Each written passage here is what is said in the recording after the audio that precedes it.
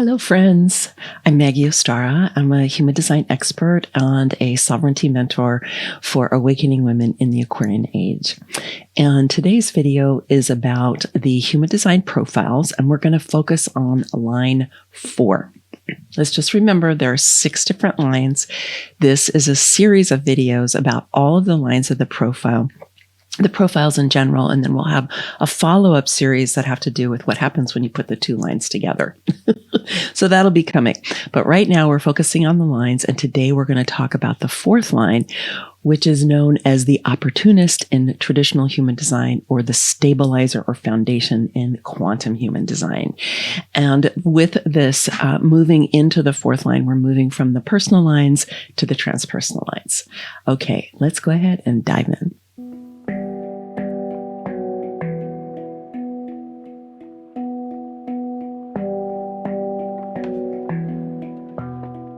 So let's remember that the human design profiles are part of the foundation of understanding yourself from a human design point of view. So we've got type, strategy, and authority, which is the ones that people focus on first, but then profile is also important.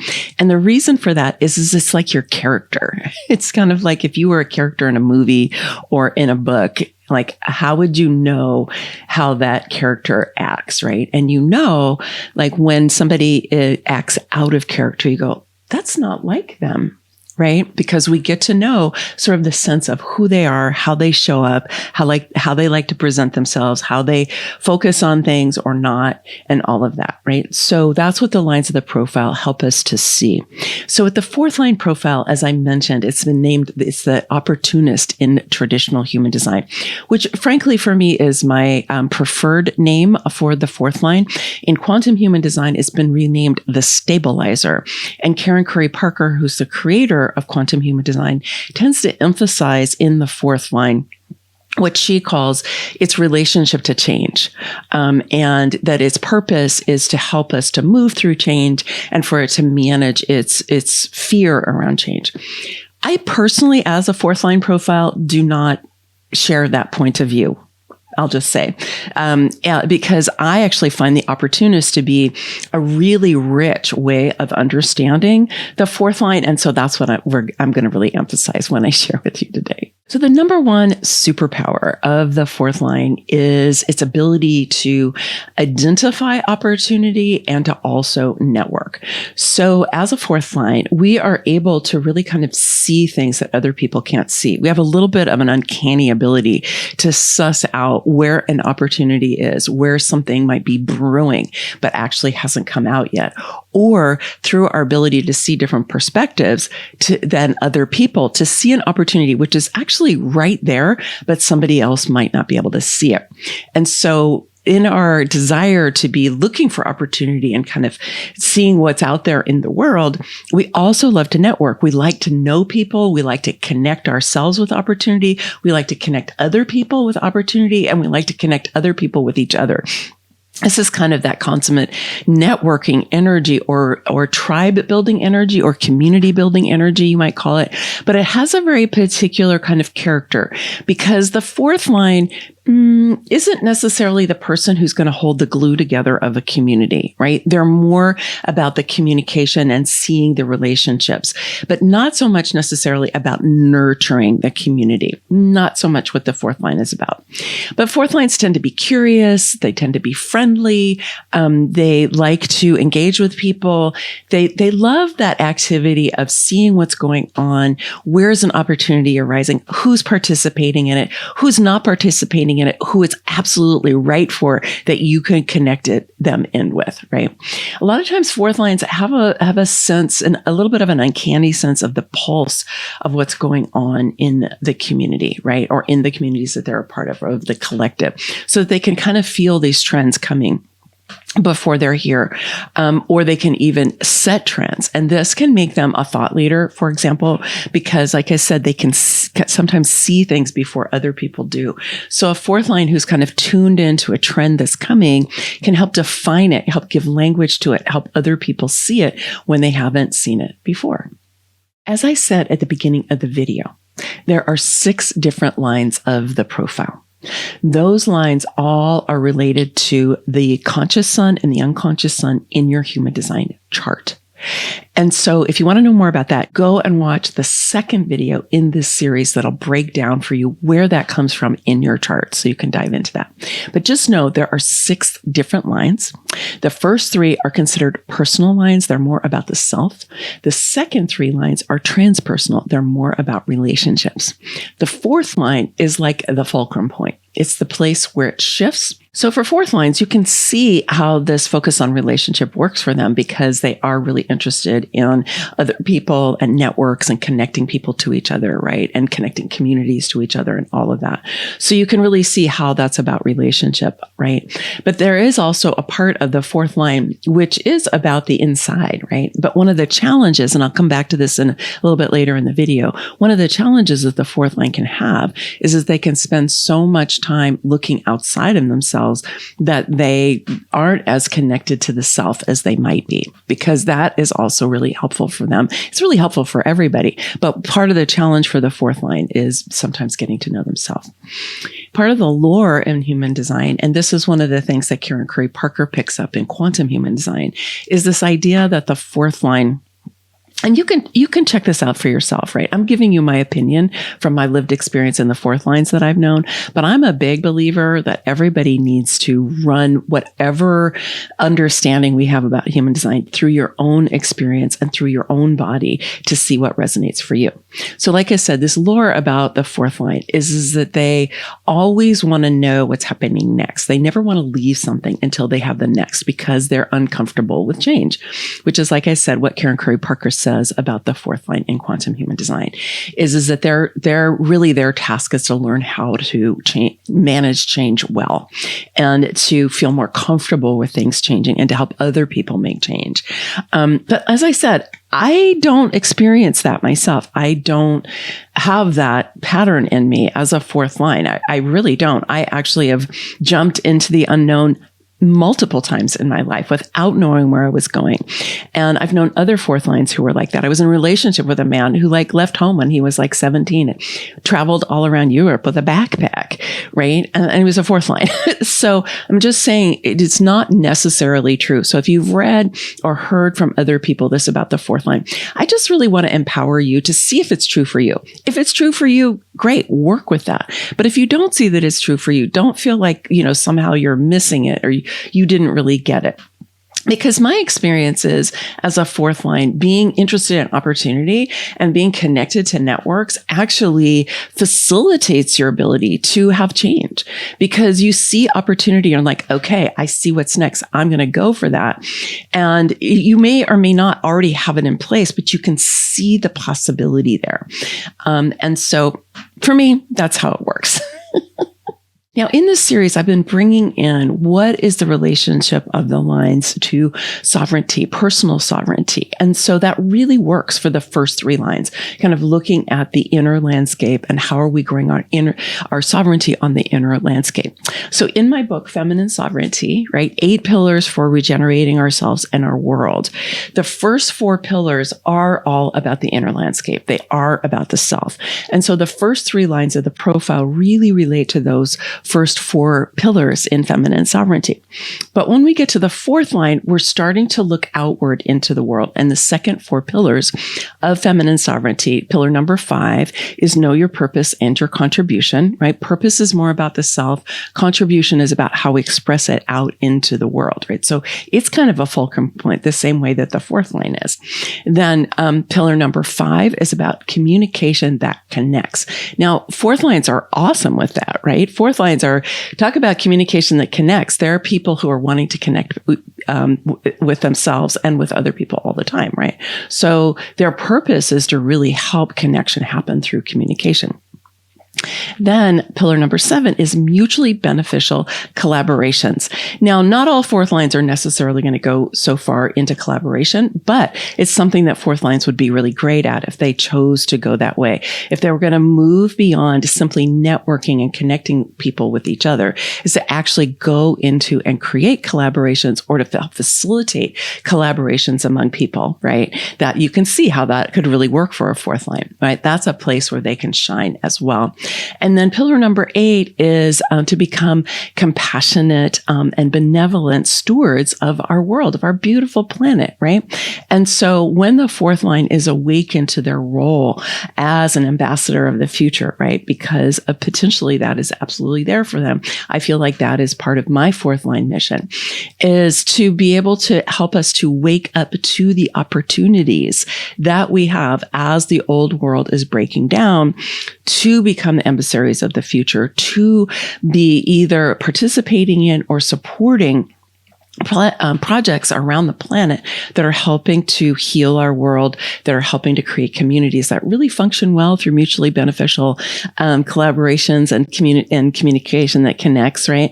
All of these things are core aspects of the new world that we are currently seeing evolving and that we are participating in, we're helping to co-create.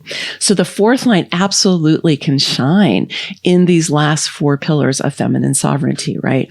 Their contribution about helping to bring people together, helping people to connect, helping to have collaborations that, are not out of the dominator society that we've been in, right? Where one group gets a whole lot and another doesn't get very much, right? So 4th lines, when they're really awakening to their empowered self, right, can help to bring that into being, and then to take it even another step forward into the stewardship of our beautiful planet.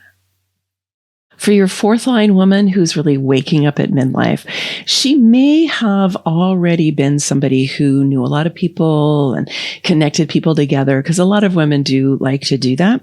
But she may have done it inside of a relatively small circle of people, or a relatively narrow band of like the social world, right? She may have been a little bit confined based on her family of origin, the community she grew up in, the work that she's had, right? So a lot of times women, when they're waking up, in their 40s and their 50s, and they start to look around and go, okay, this has been my life so far. What else? Right? They start to realize that they have agreed to live inside of a relatively small sphere of life. And then they start to be like, well, what else is out there?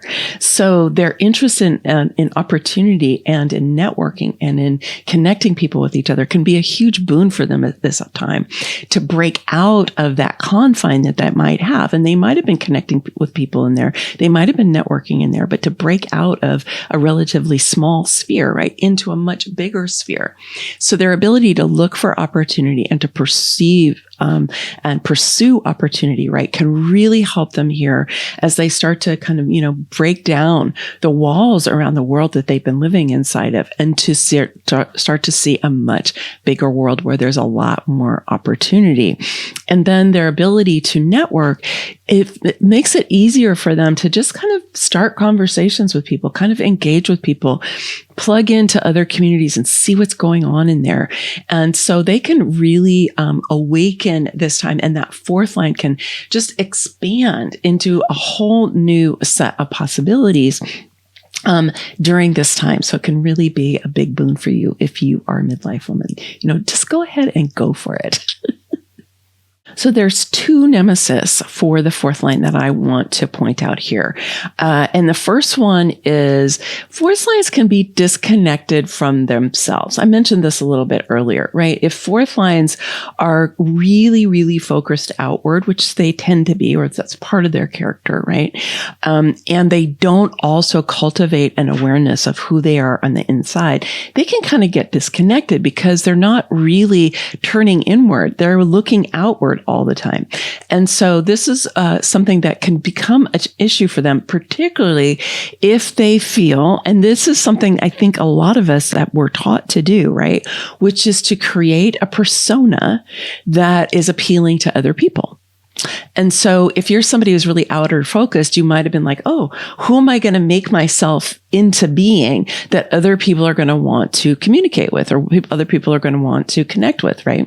That sometimes they want to position themselves as like the person to know who can connect them to other people.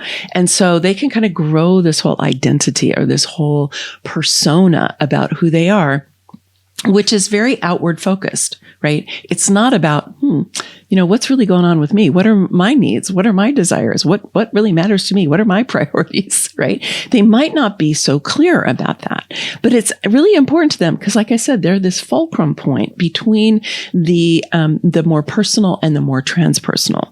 And when they don't have that grounding in a deeper sense of the truth of who they are, and they're really focused on that kind of, perception that they want other people to have, that we've largely been taught we have to create in order to be successful in life, right? We can't just be who we are. We need to be this kind of idealized persona, right? That can be a challenge for them because it can really get in their way of them also cultivating, like I said, those first 4 pillars of sovereignty, which are all about the self. Right? Knowing the different aspects of ourself, our energy, our emotions, our bodies, right? All of these different parts of us that we need to know in order to be truly authentic and genuine when we go out into the world. So when the 4th line hasn't spent the time also cultivating that inner landscape, it can become a nemesis for them. And then the second nemesis is really about how the 4th line rejects their superpower. So let's just remember that any of the more than 125 archetypes in the human design system can be experienced but through rejection, right? You might be like, no, that's not me. And it might be because you were taught that that's not you, or that's inappropriate, or it's not good, or something like that, even though it's part of your innate character and you might have squashed it. So if you were somebody who was told when you were young to like stay in your own lone lane, just focus on yourself, it's dangerous to go out and talk to other people. There's a way that women in particular have been really taught to suspect other women, for example, to see other women as their rivals or as their enemies, which goes against our kind of more natural way of wanting to connect with other women. And so this is something that you want to check out for yourself. If you find that, if you feel like you're a little bit afraid to reach out, if you're a little bit like you're not comfortable with other communities or with people you don't know, right? If that's the case, you want to kind of unpack this a little bit, because sometimes we really get taught, that other people are dangerous. It's better to just kind of stick to yourself. And particularly people who come from ancestral lines where there was a lot of domination put against them, right? Whether, whatever that might be. You could be carrying still in the cells of your body this fear of being too out there, of being too seen. Okay. So that might make you afraid of reaching out. So that's one component of it. But another component of it is that if you ever were told, like, don't be one of those gossipy women, right? Because under patriarchy, a lot of us were taught that the way that women like to speak with each other, or the way that we like to, talk about our inner landscape, or talk about our emotions, or talk about each other, frankly, right, is gossip, and it's negative and you shouldn't do it. Now, I'm not saying gossip is a good thing, especially when it's mean, right? And when it's, tearing people down, or you're saying things that you wouldn't say to somebody's face, like that kind of gossip. Yeah. But just like the kind of gossip, like, hey, what's going on? Like, how's so-and-so? How's so-and-so? Like, we all love to do that. I do that with my friends all the time. I ask my friends about friends of theirs that I've met a few times that maybe have had a challenge. I'm like, hey, how's that person doing? Because I have a genuine desire, right, as a 4th line, to know how people are doing. How are the connections going, right? But if you were taught like that was gossipy and that was bad and that women shouldn't be doing that kind of thing, right? You might be afraid of being judged or criticized for really connecting with other people in that way. So this can be really subterranean, right? You might not be aware of it. But just notice for yourself, if you hear about being a 4th line, you hear about it being about opportunity and, wanting to network and connect people with each other, and you're like, that's not me, is to take a look at what was your conditioning when you were a young person around reaching out, about starting conversations, about going out into the unknown, about connecting with people who aren't part of the circle of your family, or the circle of, like, if you had a church or a religious community while you're growing up, or part of the circle of your school, whatever it is, right? Because sometimes that could be really kind of deep in your substructure and it's getting in your way. But you don't want it to get in the way of the superpower that you have of really connecting with other people. So in conclusion, fourth lines are great people to know, particularly if you want to plug into different communities or different networks, because they do tend to know a lot of people and they like to connect people with, like I said, opportunities in each other. So if you're not a fourth line, but you want to spread out into new communities, you might want to find a fourth line and see how that can help you with that. And if you are a fourth line, really revel in that. Enjoy it. Know that you are providing a valuable service to the people that you are connecting with, because not everybody likes to do that, right? It's really in the wheelhouse of the fourth line. I also encourage you to find out about all of the lines of the profile. You're going to have another line. If you're a fourth line, you're going to have another line as well. So you're going to want to find out about your other line, but also so that you get to know what are the lines of the people who are in your life so that you can support them to really step into the superpower that is there and to release the conditioning that might have told them that their superpower is not so good. So this is one of the ways we can really help each other in our evolutionary process. We can support each other to express the really awakened aspect or the empowered aspect of whatever that is in our human design. Because let's remember, human design is a countercultural system. And it often teaches that there are superpowers that run counter to what consumer culture tells us is how we're supposed to be. So we need each other, right? And human design was always meant to be a way for us to know each other as well as knowing ourselves. So I will put the playlist for all of the profiles at the end of the video and also down in the description. And I highly encourage you to go check that out. And also, if you are newer to human design or you want to get a really kind of comprehensive walkthrough of the system, I have a course here on YouTube called, it's called the Start Here course, and it walks you through type, strategy, authority, and profiles. And so that'll also be at the end of the video. So that's a really great playlist to go binge if you're wanting to get a firm grounding in human design. And just know that there is a huge library of videos on my YouTube channel, which is just Maggie Ostara. You can find me easily. And just know that there's a lot of training in there that you can use to get to really know your human design and know the human design of your beloveds.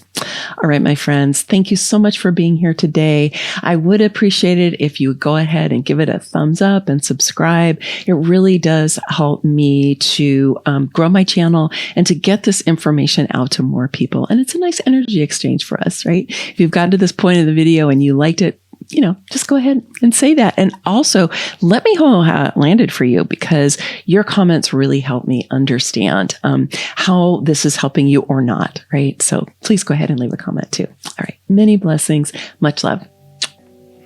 Bye for now.